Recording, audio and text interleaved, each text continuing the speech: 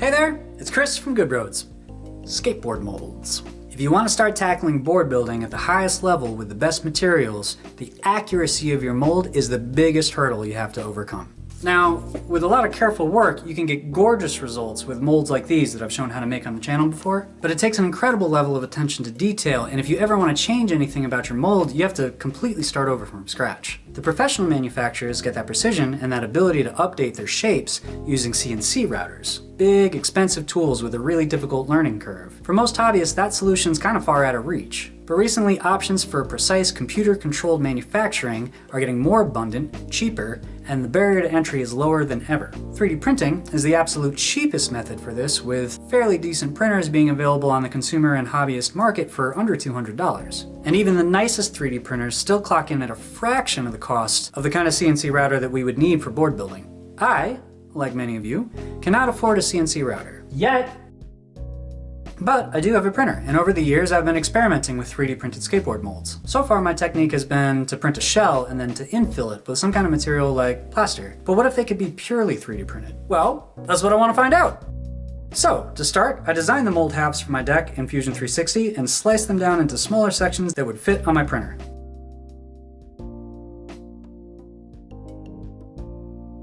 I'm making a symmetrical, street or freestyle deck with mellow kicktails and slight rocker, kind of an experimental shape. I know you guys are really interested in a video on how to design skateboards in CAD programs, and the reason I haven't done that yet is Fusion 360 can actually be really irritating to design boards in. I think every board I've designed in it I've had to do a different way. So I want to take a second and plug an awesome piece of software that's in development. It's called SkateCAD. SkateCAD is a skateboard-specific design software from the guys at Open Source Skateboards. You can use it to design your deck and then import those files into your design software of choice. And when your design is done, you can even have the molds made for you using, you guessed it, a big honkin' CNC router.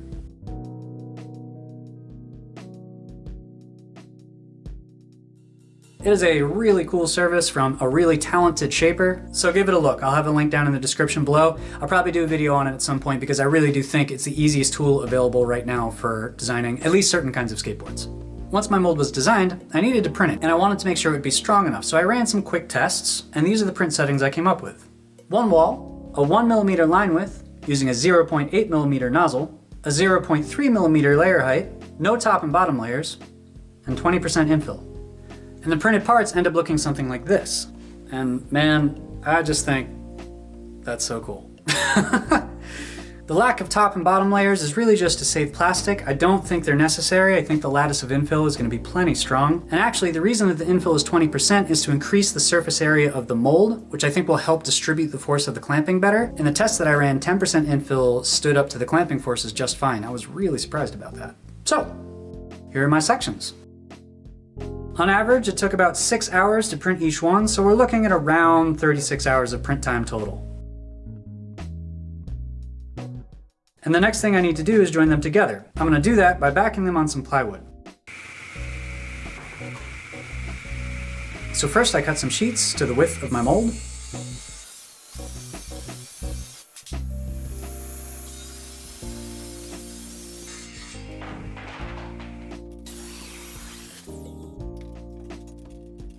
Then I cut the plywood to length, and I left myself a little extra room for some additional features that I'll get into shortly. To hold everything together, I'm going to try this DAP Rapid Fuse. It explicitly says on the bottle that it bonds plastic to wood, that's why I'm using it, and it also claims to be stronger than super glue, so hey, go figure. I spread some glue on the bottom of my prints and press them into place.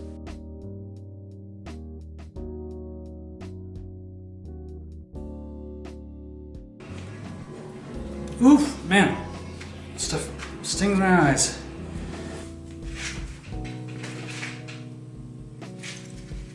Stuff stinks.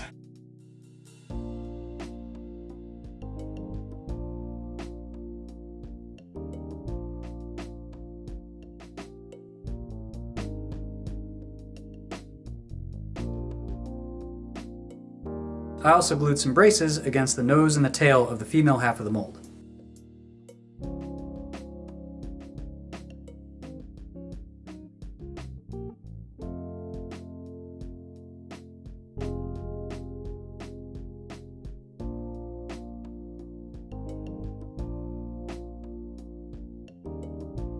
I let the mold halves rest against each other with some weight on top while the glue cured.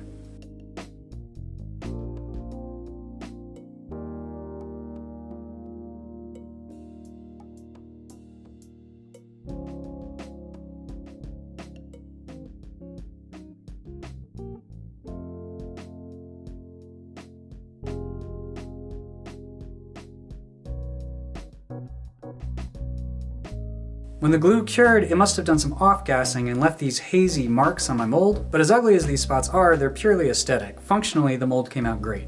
Something I figured out a while back that I really like is to integrate bolt hole drilling guides right into my molds. This lets me drill those holes while the deck blank is still in the mold and ensures that all of my board geometry is perfectly aligned with the trucks. I never have to worry about them being off-center or misaligned.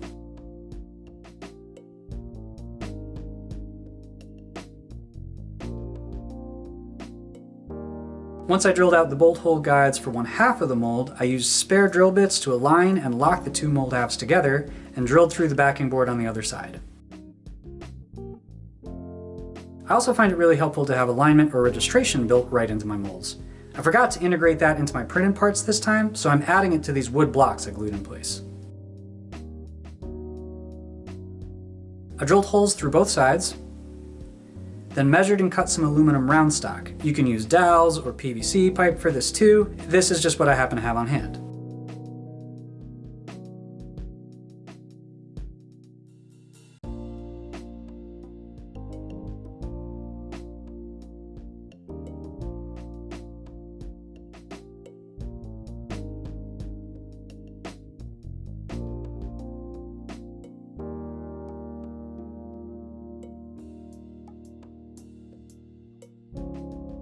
I scuffed up one end of the rods, then mixed up some epoxy and glued the alignment rods into place.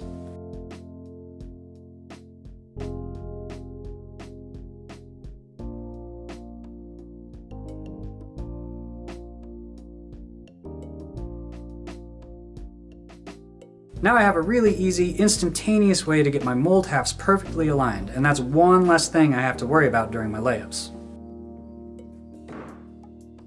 My molds didn't end up being perfectly symmetrical on the backing boards, so I drew some marks on one end of both halves of the mold to help me remember which way they needed to be oriented.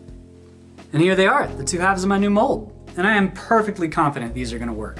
The only thing I'm a little unsure about is whether or not the open grid of the plastic will be enough surface area to get the clamping force into the veneers of the skateboard. Even if it's not, I've already bought some foam rubber sheets that I can use to line my mold, and that should completely alleviate that potential problem. But the only way to really find out is to just do it. So that's what we're going to be tackling in the next video. We're going to use this mold set to press a deck out of rock maple veneers. We're going completely legit with this one, guys. I have that much confidence in these molds. So if you're interested in this project, you want to see where it goes, if you like DIY homemade board sport type stuff, that's the kind of thing we do here. Why don't you go ahead and subscribe, hang out with us. We have a great time. If you got any questions or comments, leave them down in the description below. I'll do my best to get to them. And until next time, I'll see you soon.